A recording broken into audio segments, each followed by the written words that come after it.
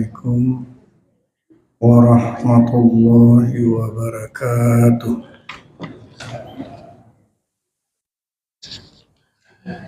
Innal hamdalillah nahmaduhu wa nasta'inuhu wa nastaghfiruh wa na'udzu billahi min shururi anfusina wa min sayyiati a'malina. Man yahdihillahu fala mudilla lahu wa man yudlil fala hadiya lahu. Allahumma shalli wa sallim wa barik ala Muhammad wa ala alihi wa ashabihi ajma'in.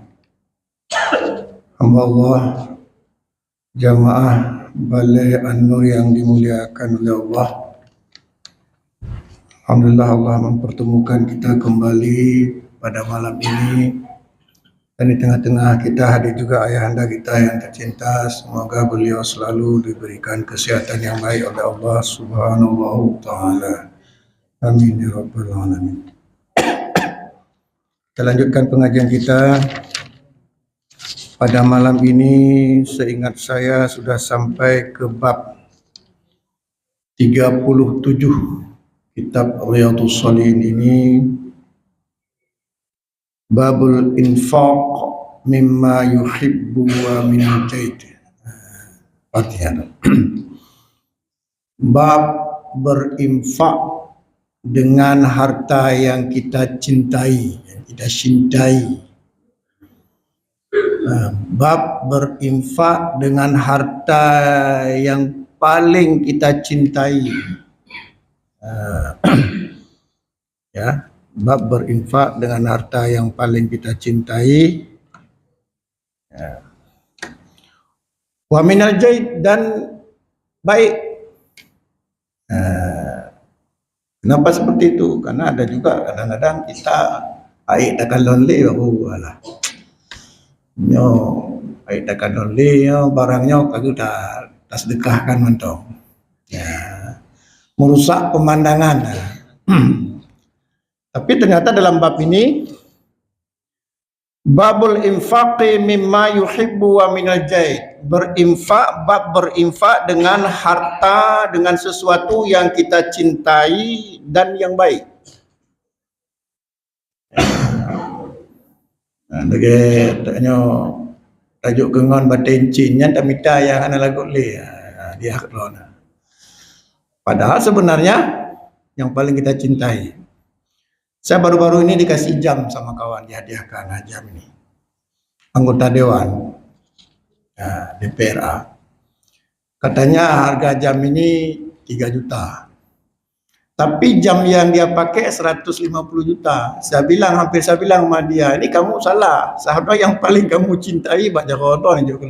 Cuman takut dilempar dengan jam, enggak berani saya bilang. Ya. Nah, jadi itu hamba Allah. Allah Ta'ala, Allah berfirman, lan tanalul birra hatta tunfiqu mimma tuhibbun. Al-Imran ayat 92. Lan tanalul birra, kalian sekali-sekali kalian tidak akan mencapai kebaikan yang sempurna hatta hingga tunfiqu mimma tuhibbun, hingga kalian menginfakkan harta yang paling kalian sukai. Ya. Jadi kita belum sempurna kebaikan kita sebelum kita kalau berinfak itu berinfak dengan harta yang paling kita cintai dan yang baik. Lan tanalul birra hatta tunfiqu mimma tuhibbun. Kalian, kata Allah, tidak akan mencapai kesempurnaan kebaikan hatta hingga tunfiqu mimma tuhibbun, hingga kalian menginfakkan harta yang paling kalian sukai, paling kita cintai.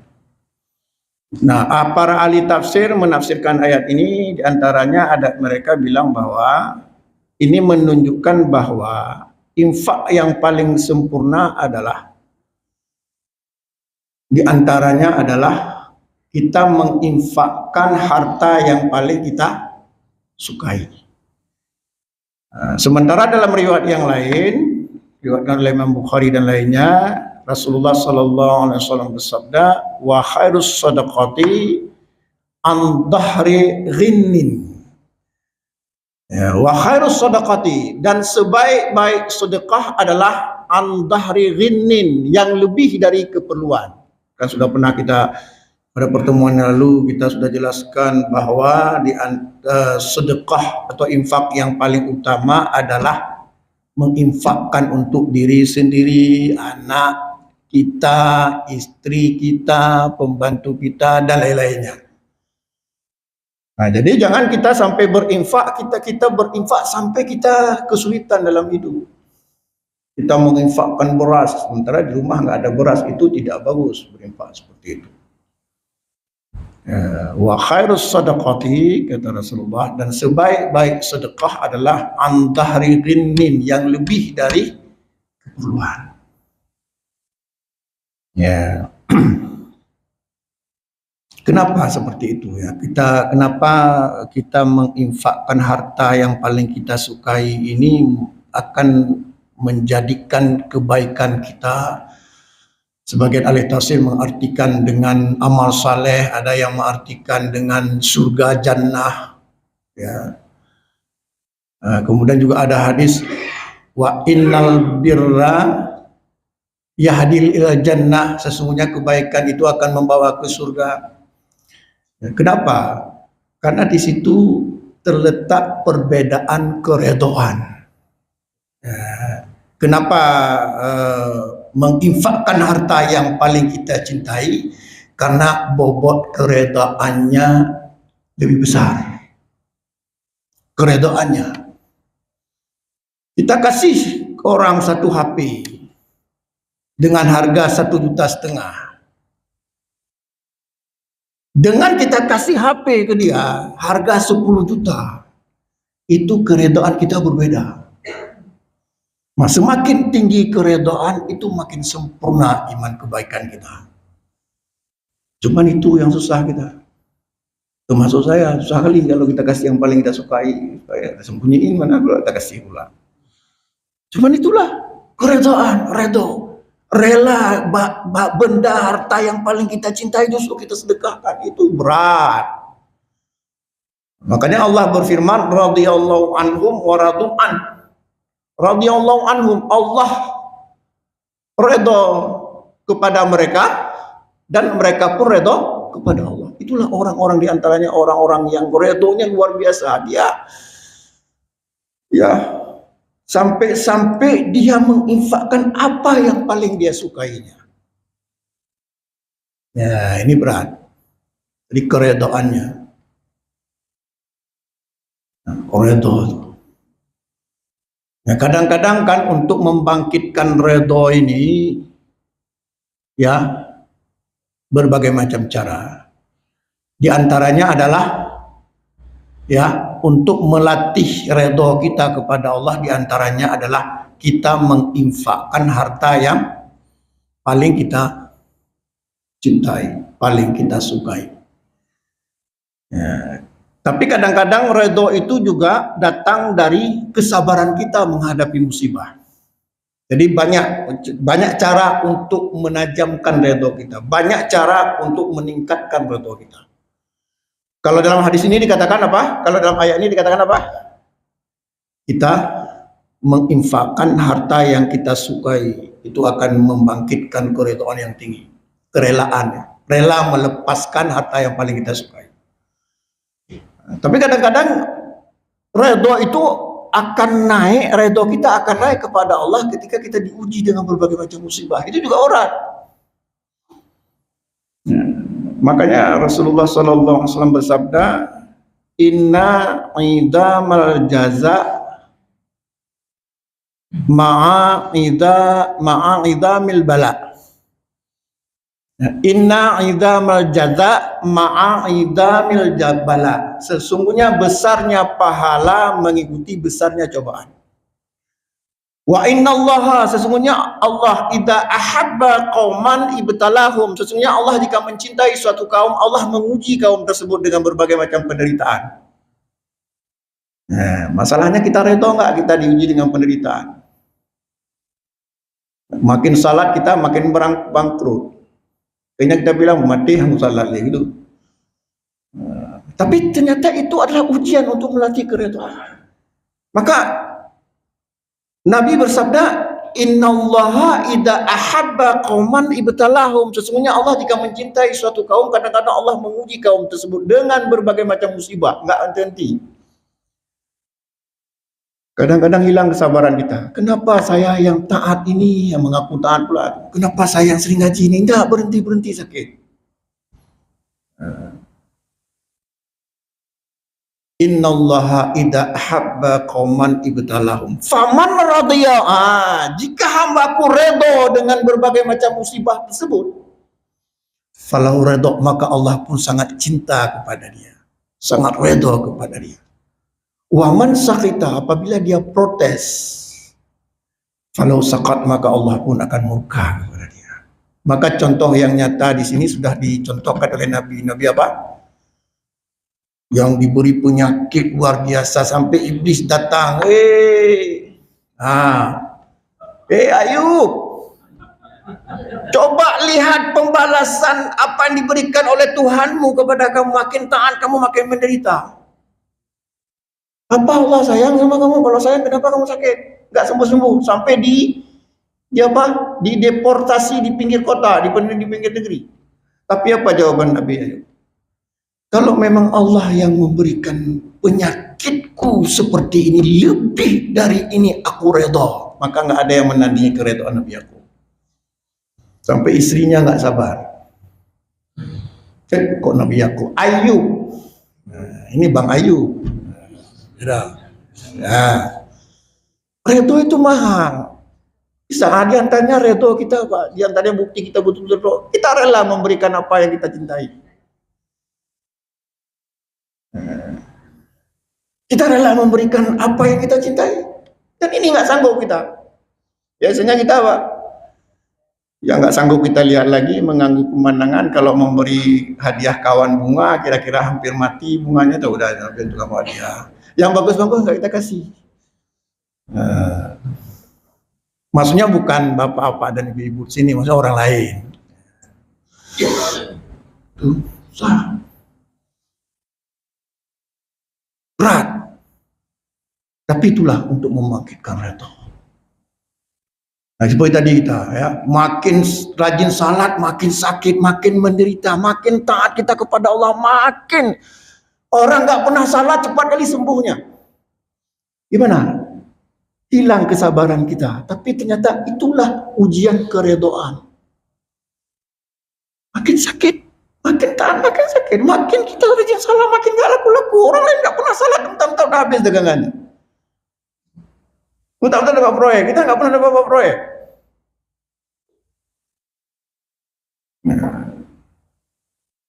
Nggak mau kasih proyek sama kita, kenapa? Nggak bisa diolah karena kita nggak berani mengolah-olah.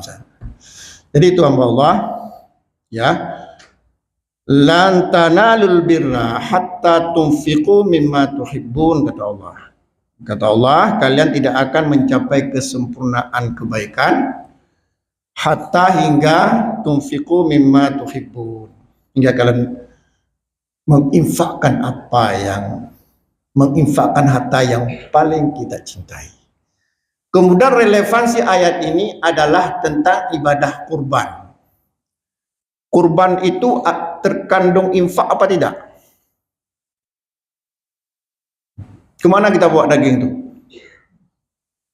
Nah, kita infakkan. Daging itu kita infakkan. Kulu, makanlah. Kata Rasulullah, wa tasaddiqu, sedekahkanlah, wadakhiru, simpankanlah. Artinya ada sebagian yang kita sedekahkanlah. Makanya kenapa Nabi mengatakan hewan kurban itu harus hewan kurban yang baik, bila perlu hewan kurban yang paling kita cintai, karena terkandung sedekah di situ, terkandung infak. Jadi kurban itu juga infak, ya kan? Kita menginfakkan kepada kawan-kawan kita juga orang miskin. Makanya kata Nabi apa? Gak boleh sembarangan kita menyembelih hewan kurban. Bahkan Nabi mengatakan arba'un la tujzi'u fil adahi. Ada 4 kategori, ada 4 sifat. Apalagi? Kategori, sifat, ada 4 ciri la tujzi'u fil adahi yang tidak boleh untuk berkurban. Be kameng hai takan lonle ke untuk kurban. Jadi kata Nabi arba'un la tujzi'u fil adahi. Ada 4 kategori, 4 ciri yang tidak boleh jadikan hewan kurban. Yang pertama apa?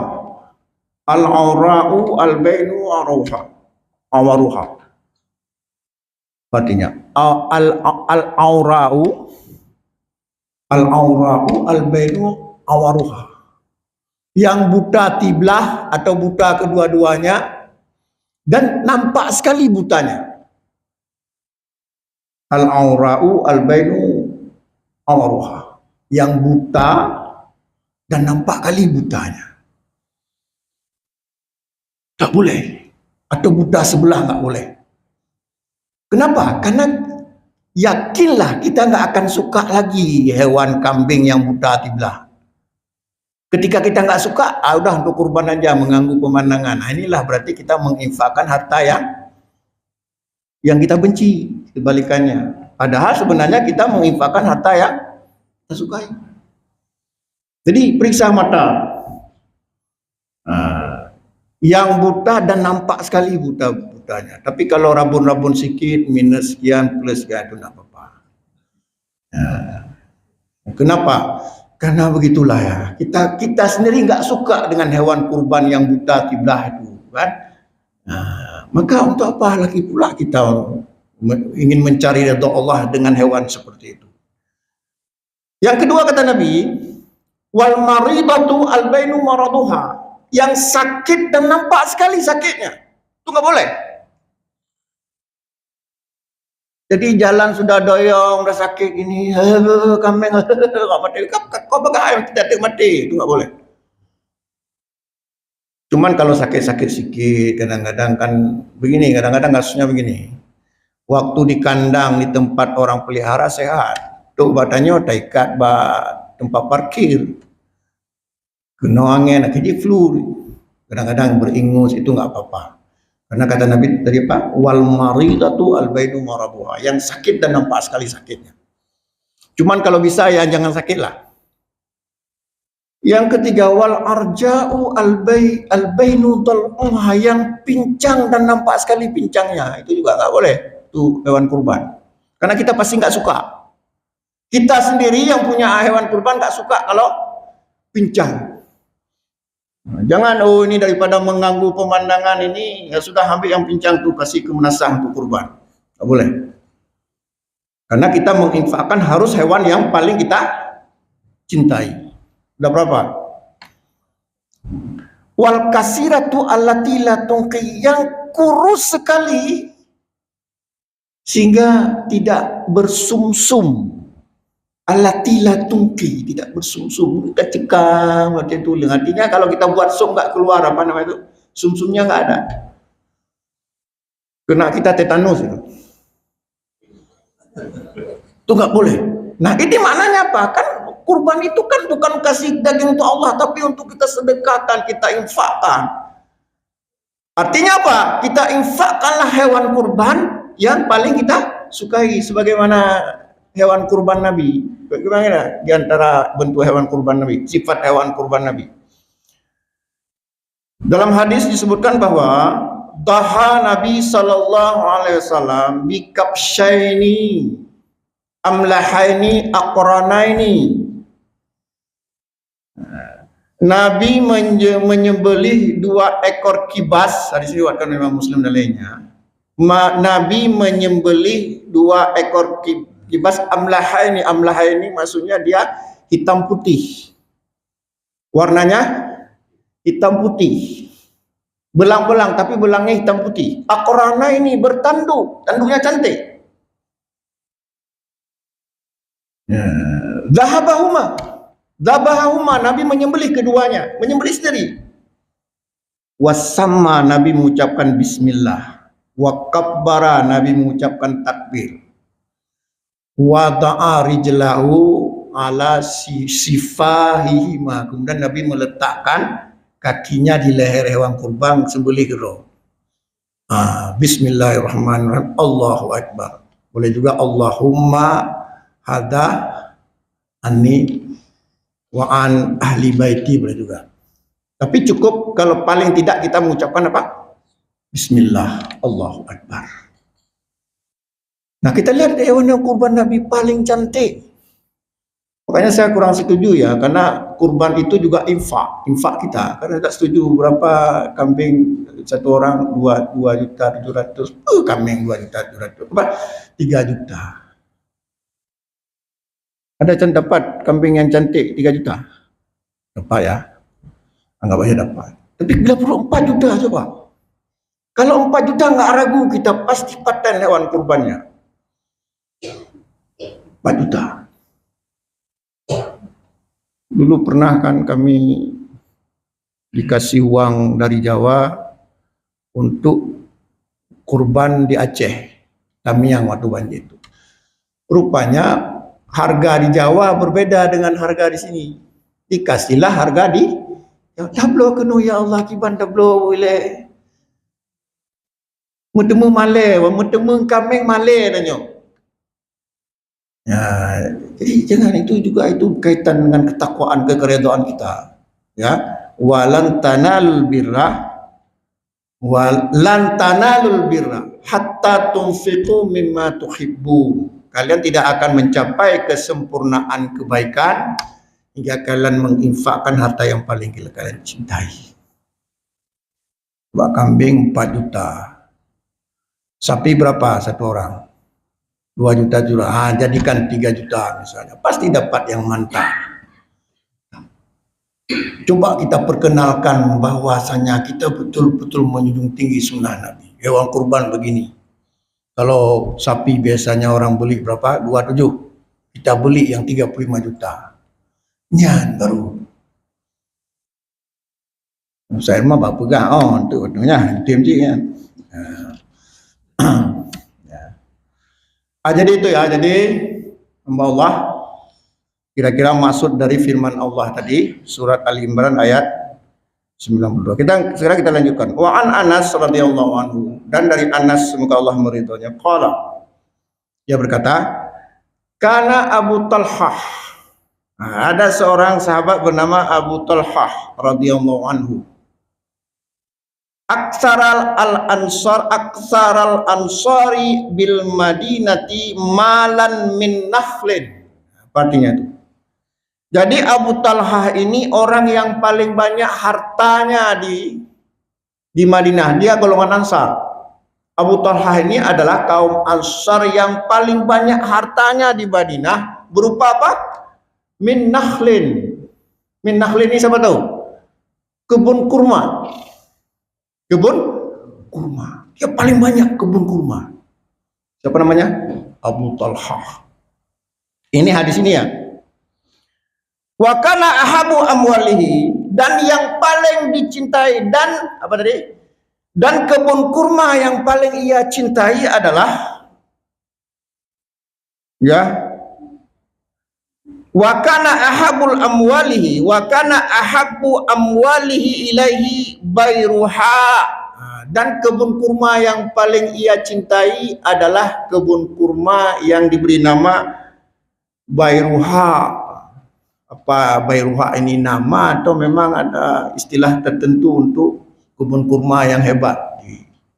Tapi dalam hari ini disebutkan nama kebun kurma itu apa? Bayruha. Bayruha itu nama kebun kurma, jangan kasih nama anak pula nanti. Nama Bayruha. Wa kanat mustaqbilatal masjidi, kemudian kebun kurma itu menghadap ke Masjid Nabawi. Menghadap ke Masjid Nabawi. Kan Nabi tinggal di samping Masjid Nabawi. Wa kana Rasulullah sallallahu alaihi wasallam yadkhuluha. Nabi kadang-kadang masuk ke kebun itu. Rupanya kebun Abu Talha ini dekat Masjid Nabawi. Nabi masuk ke kebun itu. Wa yashrabu mimma in fiha tayyibin. Dan Nabi suka minum di kebun itu karena airnya banyak mengandung mineral kalau istilah sekarang. Banyak mengandung mineral. Bagus, segar airnya. Qala Anas, kemudian Anas yang meriwayatkan hadis ini mengatakan, "Falamma nazalat hadil ayah." Kemudian ketika turun ayat ini, ayat di atas tadi, ya.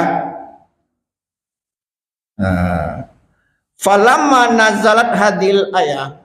Ketika turun ayat ini, ayat mana? Lan tanalul birra.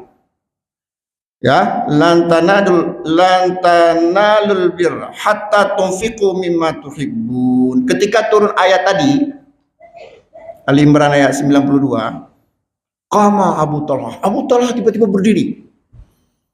Jadi ketika turun ayat tadi, surat Ali Imran ayat berapa tadi? 92. Ketika dibacakan, Abu Talha langsung berdiri. Ila Rasulillah SAW, langsung berdiri menghadap Rasulullah SAW. Luar biasa dia. Langsung berdiri. Apa dia bilang? Ngapain dia jumpa Rasulullah? Faqal, dia bilang gini kepada Rasulullah. Ya Rasulullah, wahai Rasulullah. Inna Allah Ta'ala anzala alaika. Sesungguhnya Allah telah menurunkan satu ayat Al-Quran kepadamu. Yaitu lan tanalul birra hatta tunfiqu mimma tuhibbun, yaitu ayat tadi, kamu tidak akan sempurna kebaikan hingga kalian menginfakkan harta yang paling kalian cintai. Kemudian Abu Talha bilang, wa inna ahabba mali ilayya, sesungguhnya harta atau kebun kurma yang paling aku cintai wahai Rasulullah, milikku adalah Bairuha, kebun kurma Bairuha. Wa innaha sadaqatun. Wa innaha sadaqatullah. Maka aku ingin mensedekahkan kebun kurma itu di jalan Allah.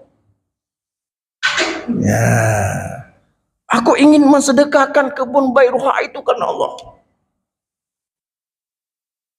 Ya. Wa innaha sadaqatullahi ta'ala arju birraha. Aku mengharapkan kebaikan dengannya. Mengharapkan pahala. Mengharapkan kebaikan. Apa tadi? Wa duhraha indallahi ta'ala durha, dan simpanan untukku di akhirat. Ya, itu Abu Talha begitu mendengar ayat ini turun langsung berdiri, wahai Rasulullah, aku ingin menginfakkan kebun yang aku paling kucintai ini karena aku mengharapkan kebaikannya dan mengharapkan simpanan aku di akhirat. Fada'ha ya Rasulullah haitsu arakallah, maka gunakanlah ya Rasulullah kebun kurma yang paling aku cintai menurut apa yang diperintahkan oleh Allah. Pergunakanlah ya Rasulullah. Luar biasa ya, langsung dia bangkit ghirahnya dia. Nah, panjang hadis ini. Ya, faqala Rasulullah sallallahu alaihi wasallam. Tapi kemudian Rasulullah sallallahu alaihi wasallam bersabda. Ya, tapi kemudian Rasulullah bersabda, bah ini kalau bahasa Arab artinya alahai. Ya, menurut terjemahkan bahasa Aceh apa? Alahai. Saya teringat orang Batak juga bilang bah. Tapi teks hadis matanya bah. Aduh. Alahai, alah ma'oi, alah begitulah kira-kira. Alah ma'oi lain lagi ya. Dzalika malun rabihun, itu harta yang paling menguntungkan. Maksud Nabi mengatakan itu kon harta cilet-cilet, itu harta apa? Itu kebun kurma favorit.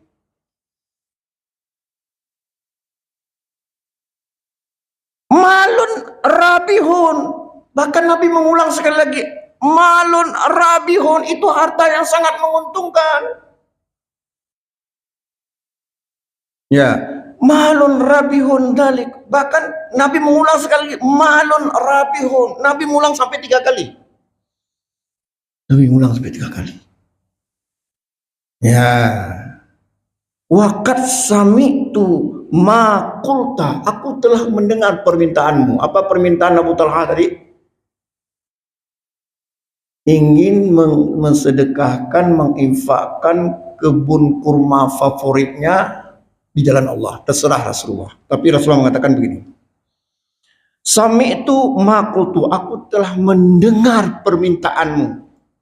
Wa inni ara, tapi aku berpandangan, kata Rasulullah,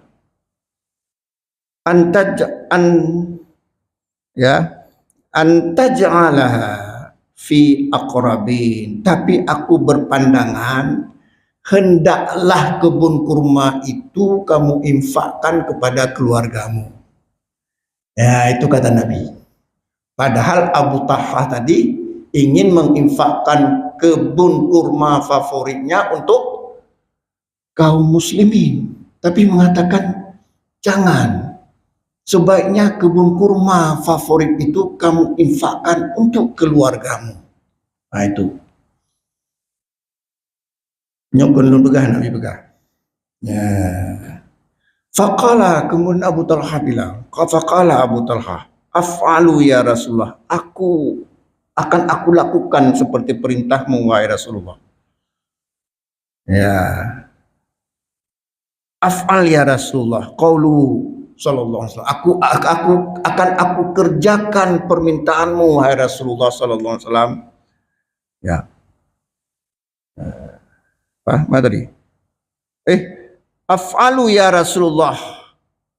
Faqassamaha. Aku apa?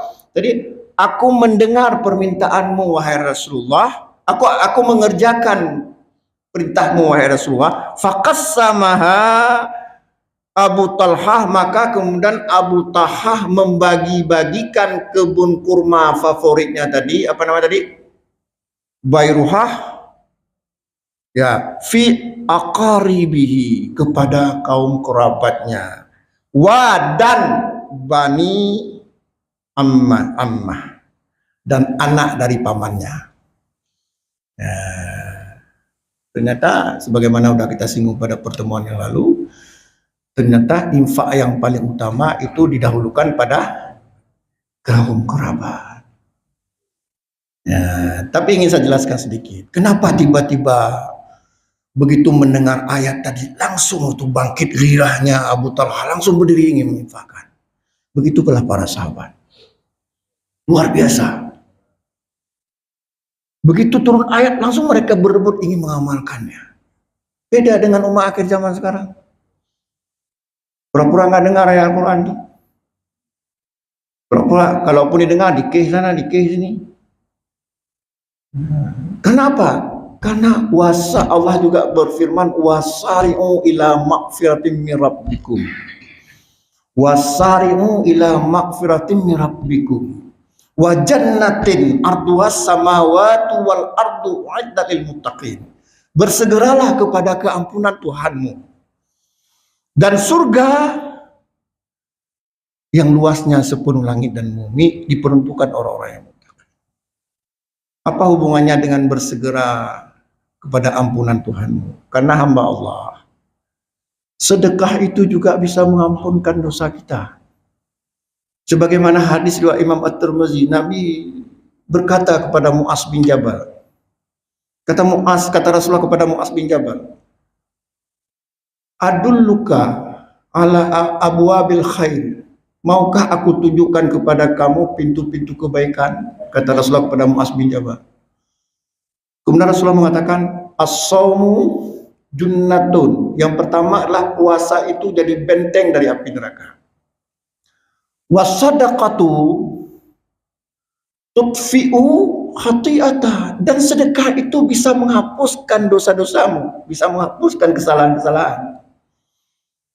Kama yutfi'u al-ma'u an-nara, sebagaimana air bisa menghapus, menghilangkan rasa panas. Jadi ternyata sedekah itu bisa menghapuskan dosa-dosa kita, terutama dosa apa? Dari dosa uang panas yang kadang-kadang kita nggak sengaja kita terima. Paham masa uang panas? Jadi kalau kita ragu uang kita ya apa panas apa dingin, setengah panas, maka banyak-banyaklah sedekah. Nah, itu bisa menghapus bersihkan. Asalkan kita bukan sengaja memanas-manasin uang itu. Apa uang panas ya? Apalagi zaman sekarang kan susah sekali ya. Ada kata orang apa? Yang haram saja susah, apalagi yang halal. Nah, kadang-kadang harta kita nggak tahu lah kita. Makanya untuk membersihkan harta kita, bukan harta haram ini. Kalau harta haram nggak boleh. Ini maksudnya harta kita nggak tahu benar. Maka salah satu untuk membersihkan harta kita, membersihkan dosa-dosa kita, terutama dosa akibat harta kita adalah kita memperbanyak sedekah. Terutama kita bersedekah dengan harta yang paling kita cintai. Ada yang mau bertanya? Silakan. Ridho sama ikhlas itu Ridho dengan ikhlas. Ya, bagus. Bentar ya, saya minum dulu ya. Bismillah.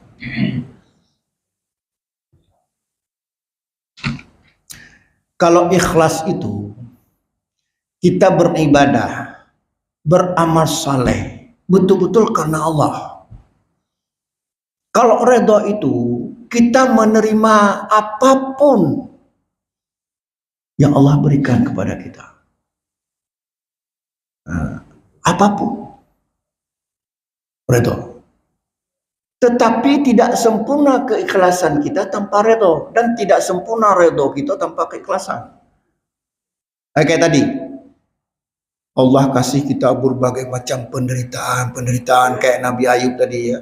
Bukan Bapak Nabi Ayub. Bukan. Dia ridho. Dia orang ridho itu apapun tuh Allah. Dia selalu berbaik sangka kepada Allah. Dia meyakini wa asa antakrahu syai'a wa huwa khairul lakum. Bisa saja kalian membenci sesuatu padahal itu sangat baik bagi dia. Ridho. Tapi kalau ikhlas itu artinya kita beramal saleh, beribadah, apapun yang kita lakukan betul-betul karena Allah. Ya, cuman itu mirip-mirip, kira-kira dia adik kakak lah. Ridho dan ikhlas. Nah, makanya kan sering orang bilang syarat diterimanya ibadah itu ada dua. Yang pertama ikhlas, yang kedua mutaba'ah. Nah, ikhlas itu apa? Artinya kita jangan kita iringi ibadah kita dengan kesyirikan, karena orang syirik itu pasti nggak ikhlas. Nah, yang kedua mutaba'ah sesuai dengan tuntunan Rasulullah. Udah besok tuh ya? Belum. Jadi itu Pak Ayub ya. Jadi ikhlas dengan apa tadi? Ridho. Tapi ingat ya, tidak sempurna keikhlasan kita jika tidak ada ridho. Tidak sempurna keridhaan kita tanpa ikhlasan. Karena dia sangat berat. Ada lagi yang lain? Sudah ya. Ya. Insyaallah kita sambung lagi pada kesempatan yang lain. Mudah-mudahan ada manfaatnya. Aqulu biqauli hadza fastaghfiru innahu ghafurur rahim. Wassalamualaikum warahmatullahi wabarakatuh.